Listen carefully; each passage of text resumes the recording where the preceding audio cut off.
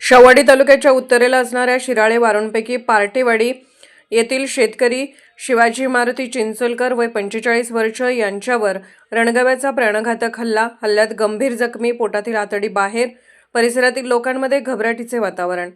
चांदोली राष्ट्रीय उद्यानाला लागून असणाऱ्या परिसरातील गावांमध्ये उद्यानातील हिंस्र प्राण्यांच्या हल्ल्यात गेल्या 2 वर्षात लक्षणीय वाढ झाली आहे।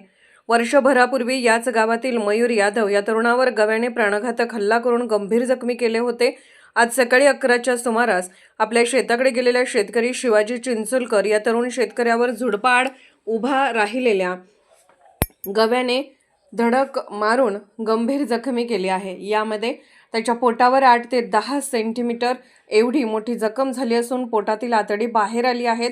प्राथमिक आरोग्य केंद्र शित्तूर वारूंचे वैद्यकीय अधिकारी आणि त्यांच्या पथकाने घटनेची माहिती मिळताच घटनास्थळी जाऊन सदर इसमास प्राथमिक आरोग्य केंद्रात आणले आणि प्राथमिक उपचार करून पुढील उपचारासाठी पाठवण्यात आले आहे।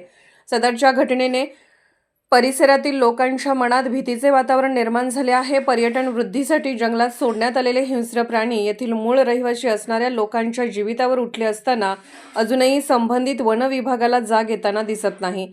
या जंगली प्राण्यांचा बंदोबस्त करण्यासाठी कोणत्याही प्रकारचे उपाय योजना करण्यात येताना दिसत नाहीत।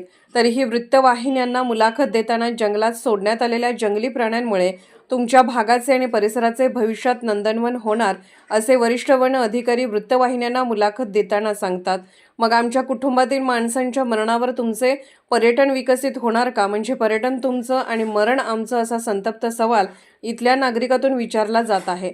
सह्याद्री न्यूजसाठी शिवाजी नागरे, शित्तूर वारूण।